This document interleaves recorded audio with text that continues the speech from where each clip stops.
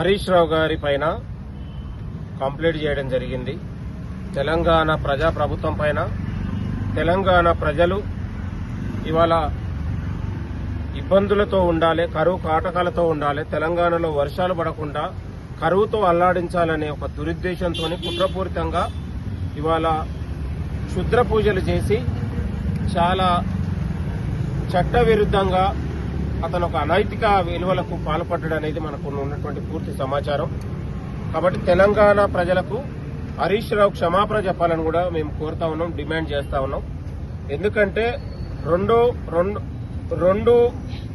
మూడో నెల 2026 తిరుచపల్లి తమిళనాడులో 31/5/2026 అదేవిధంగా 1వ తారీఖు 6వ నెల 2026 శివమొగ్గ కర్ణాటక, తిరుచపల్లి తమిళనాడు 23వ తారీఖు 7వ నెల 2026 శివమొగ్గ కర్ణాటకలో ఇక్కడ ఉన్నటువంటి క్షుద్ర పూజలకు పాల్పడి తెలంగాణ రాష్ట్రం ప్రజలు అల్లాడిపోవాలి, కరువు కాటాలతో కొట్లాడాలి, ఇక్కడ ఉన్నటువంటి ప్రజలు ఇవాళ అనేక ఉన్నటువంటి కష్టాలు ఇబ్బందులు పడాలనే ఒక దురుద్దేశంతో ప్రజాపాలనకు వస్తున్నటువంటి ఆదరణను తట్టుకోలేక ఒక కుట్రపూరితంగా ఇలాంటి క్షుద్ర పూజలకు తాంత్రిక విద్యలకు హరీష్ రావు పాల్పడడం అనేది మాకున్నటువంటి పూర్తి సమాచారం.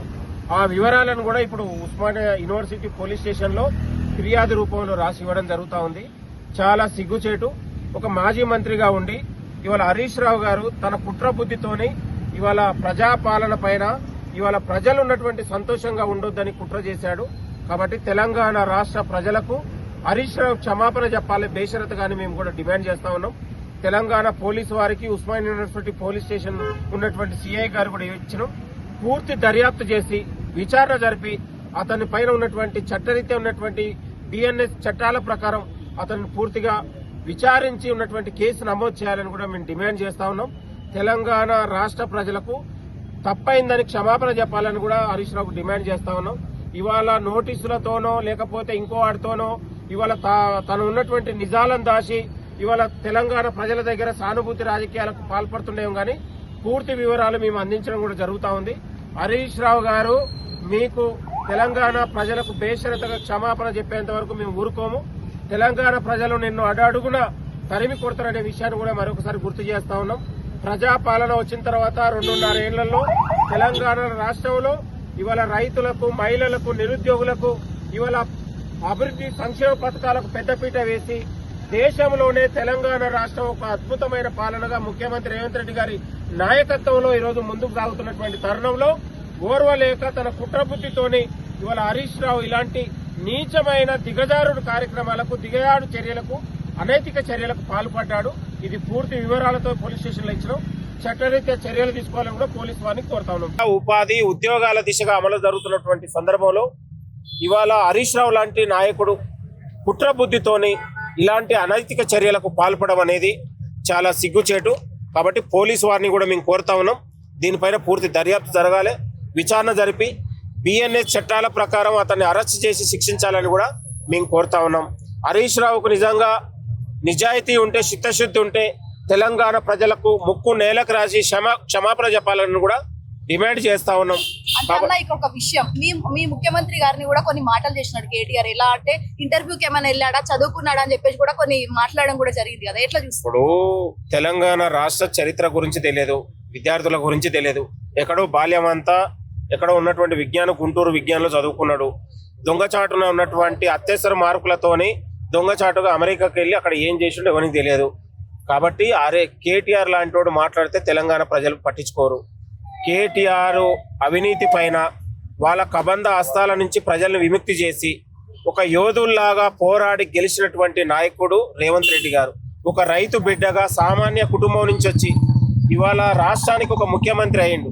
ఎలాంటి బ్యాక్గ్రౌండ్ లేకుండా ప్రజల అభిమానంతోని, పోరాటాలతోని కాబట్టి అయ్యాడు. అయ్యచాటున నువ్వు నాయకుడై తెలంగాణ పేరు చెప్పుకొని అయ్యచాటుగా నువ్వై ఇవాళ నీలాంటి ఏం క్రెడిబిలిటీ ఉంటుంది నేననేది?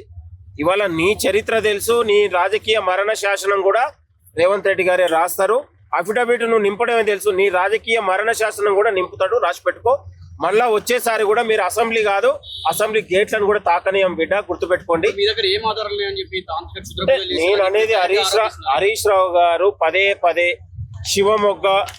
శివమొగ్గ లాంటి, ఇప్పుడు తిరువచ్పల్లి తమిళనాడు 2వ తారీఖు 3వ నెల 2026, 31 మేలో 2026 నుండి 1వ తారీఖు 6వ నెల 2026 శివమొగ్గ కర్ణాటక, 2వ తారీఖు 6వ నెల 2026 తిరువచ్పల్లి తమిళనాడు, 23వ తారీఖు 7వ నెల 2020 శివమొగ్గ.